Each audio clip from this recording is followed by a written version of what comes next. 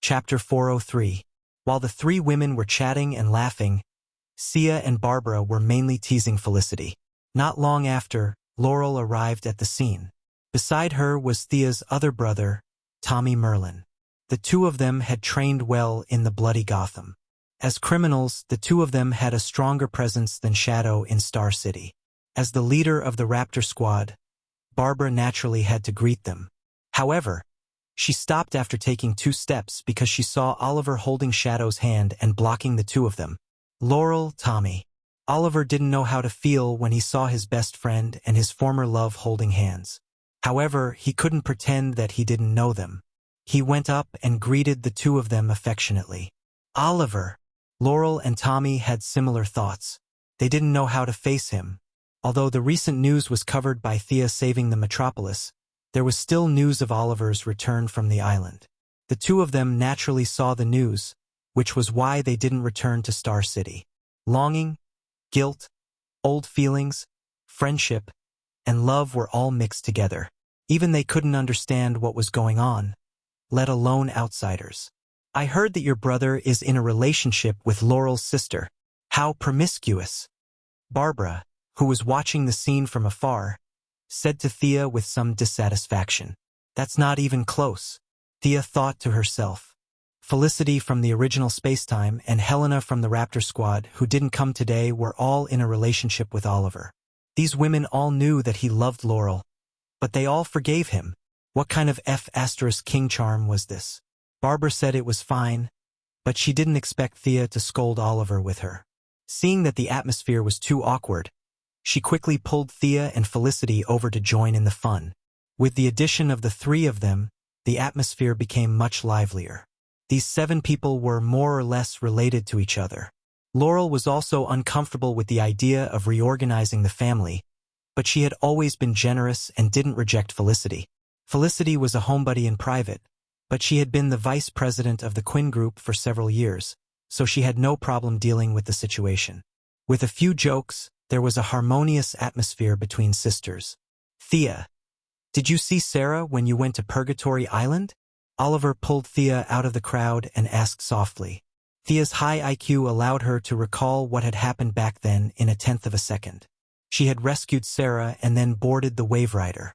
The future Sarah had thrown her to Nessa. In other words, Oliver did not see Sarah on Purgatory Island. He probably did not know that Sarah was still alive. When it came to time travel, the Wave Rider, and a lot of other things, Thea thought about it and told the truth. I did see Sarah, but I ran into a lot of trouble later and got separated from her. If I'm not mistaken, she should still be alive. Can you use those spells to find her? No, I can only find you because of the blood connection. It's hard to find Sarah in a sea of people. I don't learn divination spells. Thea directly rejected Oliver's suggestion. It was not a bad thing for Sarah to have some training. She had stolen her sister's boyfriend when she was young. Thea had only helped her when she had met her sister. She had objected to it when Oliver wanted her to go out of her way to find Sarah. Hi, I didn't mean to eavesdrop on your conversation. Are you looking for someone? I'm a crime scene investigator. Maybe I can help you. Before the siblings finished their words, a very magnetic voice interrupted them. A young man with a sunny face and a tall figure smiled and extended his hand to the two siblings. Barry Allen, Central City Police Station Criminal Investigation Division investigator.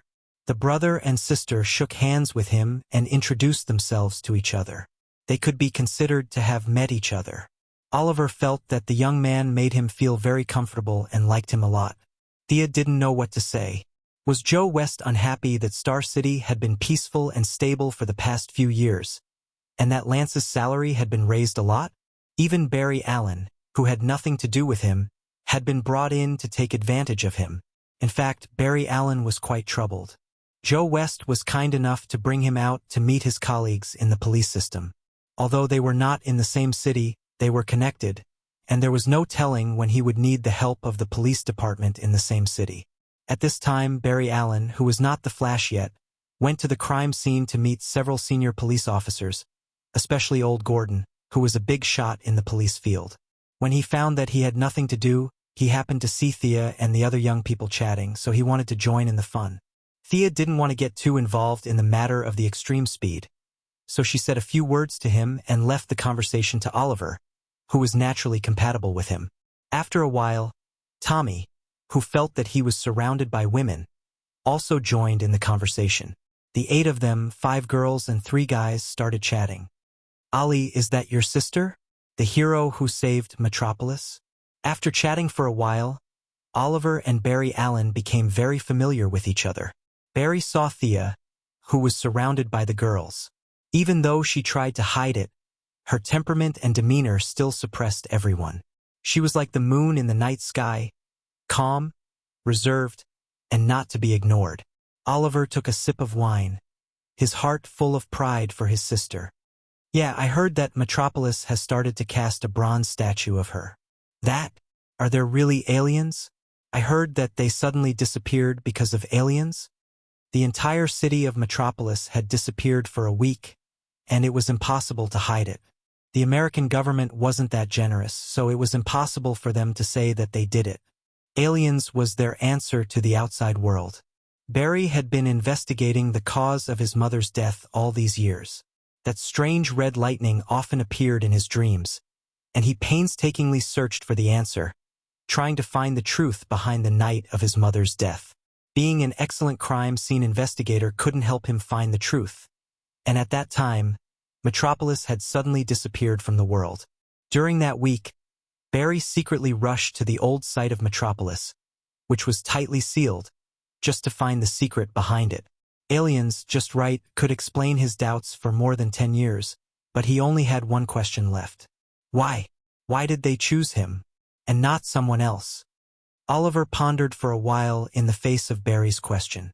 He knew some things about aliens. Thea was in charge of coordinating all the alien matters, and this matter wasn't hidden from her family. There were more than 100,000 aliens, and they wouldn't be confined to a small area forever. After dinner, Sia told her family about the aliens. She picked and chose some of the things she knew about them. At first, Oliver was quite devastated, but Superman could still accept it. After all, there was only one of them. Now that there were more than 100,000 of them, his worldview was indeed greatly impacted. Chapter 404. Barry, I heard from Thea that there are indeed a lot of aliens. They are intelligent beings like us, and they are even survivors like the citizens of the Metropolis. Oliver told him some of the things he knew. He didn't know Barry's intention, so he didn't mention the specific number. The two had just met, so they didn't have much to talk about. Oliver had some reservations, and Barry wouldn't tell him what was on his mind. The two quickly moved on to other topics. Barry's imagination is not small. He can actually associate his mother's matter with aliens. Sia, who has been eavesdropping on their conversation, thought for a moment and threw this matter to the back of her mind. The one who should be worried is reverse lightning. It has nothing to do with me. The wedding was very warm. Although there weren't many guests, the atmosphere was very warm. Inspector Lance probably wouldn't have thought that an ordinary person like him, who had fought for the police all his life, would have brought half of the Earth's male and female superheroes to his wedding. At this time, Inspector Lance was in high spirits. He only felt that life was better than this. After the wedding, Oliver and Tommy walked together. The two friends had too much to talk about. Thea saw this scene and remembered something. She pulled Laurel, who was about to leave. Under Laurel's puzzled gaze, Thea handed her a silver-white suitcase. "You know my ability, right? This is for Tommy. I didn't know how to give it to him. You can give it to him." Seeing Laurel's eyes change from puzzlement to surprise, Thea felt that she must have misunderstood. "You think too much. Actually, Tommy is my half-brother." This thing was too difficult to explain. Thea felt that she would rather fight with Brainiac for 800 rounds than talk about such an embarrassing thing. It was all old Ma's fault. She vaguely glossed over the elder's matter and explained the injection to Laurel. "If Tommy asks, don't say that I gave it to you. You know that the father and son's relationship is terrible. Now that things have just gotten better, if Tommy knows that his father has such a thing, the result will be very unpredictable." Laurel's not-so-smart brain thought about the relationships between them. She just wanted to say that the rich were messy. From another perspective, Regardless of whether she chose Oliver or Tommy, Thea would still be her relative. Feeling a little dizzy, Thea took the suitcase and felt relieved. Like Oliver, Tommy could inject himself or give it to Laurel. It was his own choice. They were both adults, so Thea wouldn't interfere. After the wedding, the girls went shopping together. When they returned to Thea's secret base, they found that Oliver and Tommy were also there. The two of them said that they were there to learn from each other, but in fact, only they knew the meaning behind it. The girls were all in a good mood after spending a lot of money. Thanks to Star City's good public security, the increase in population naturally led to a flourishing business. Star City was already one of the few safe and stable cities. Who will win? Felicity, the only one who didn't know martial arts, bought the most things. After putting her things away, she saw the lively fight and whispered to Thea. To be honest, this was the first time that Thea saw Tommy fight seriously. With just a few glances, she knew that Tommy wasn't Oliver's opponent. After all, there was no internal force in this era, so there was no need to accumulate experience. There were only a few fighting skills. After learning them, how to use them completely depended on the individual. Death Knell's Kali martial arts were learned from the Philippines, but Thea was sure that the person who created this martial art couldn't beat Death Knell. This was the human factor. Oliver's fighting talent was extremely high. Later on, when Ninja Master gave up on Batman and wanted Green Arrow to be his successor, Oliver's personal value could be seen. Without all kinds of technological equipment, his fighting ability was only a little bit worse than Batman's. Green Arrow, as an ordinary person, was able to become the 8th most powerful person in the Justice League. It wasn't just because he was popular. His strength had been tested by history. Tommy's talent wasn't just a little bit worse than Oliver's. Even though it could be seen that Tommy had trained hard, and he had been through Blade Mountain Fire Sea Guild for more than a year in Gotham, his innate talent determined that if he didn't have any great opportunities, he would only be a second-tier hero. The most fatal thing was that Thea could see that Oliver had injected God's blood. His physical fitness alone was enough to crush Tommy. Theoretically, Oliver should be able to finish the fight in 20 moves, but of course, he couldn't treat his good brother like that. It was similar to how Thea fought him a few days ago. He slowed down a little, and the two of them seemed to have practiced quite well. Tommy turned around in the air, drew an arrow, aimed, and fired. His movements were very smooth and beautiful. It was obvious that he had put in a lot of effort. Oliver didn't take it head-on. Instead, he took a step to the left. What he didn't expect was that Tommy didn't care about his balance and shot another arrow in the air. This time, Oliver didn't have time to dodge. He could only grab the arrow with his right hand. He was still lacking experience. Thea could see that the arrow's strength and angle were perfect. Oliver was a little careless. He couldn't take it head-on. His eyes lit up with a seemingly formless yellow light. Even though it was launched later, it arrived first and directly hit the arrow. Amidst the slight vibrations, the arrow disappeared into nothingness, as if it had never existed. The consequence of Tommy's arrow was that he fell straight to the ground. Oliver reached out and grabbed nothing. The two of them looked at the door at the same time. Only then did they realize that a bunch of women were watching the show. The two men were a little embarrassed. Oliver pulled Tommy up and said to Thea, "Your base isn't bad." Yes, this was originally your base. Of course, you think it's good." Thea looked at him speechlessly. "Oliver, what are your plans in the future?"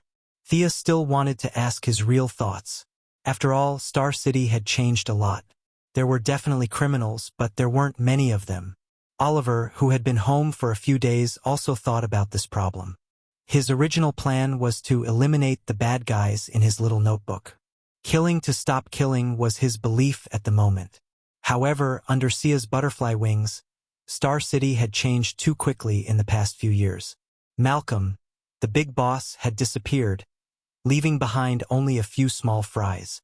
Some had changed professions and some had gone to other cities. It could be said that not even a third of the people in his little account book were left. Moira was in control of the city. Although her influence in the dark wasn't as strong as Malcolm's, she could still deliver messages. On the surface, Detective Lance was cracking down on criminals. In private, Shadow and Felicity were helping. Star City's public security might not be the best in the country, but it was definitely one of the best. Shadow had also warned Oliver not to kill people several times. This made the Green Arrow a little confused. He had nothing to do.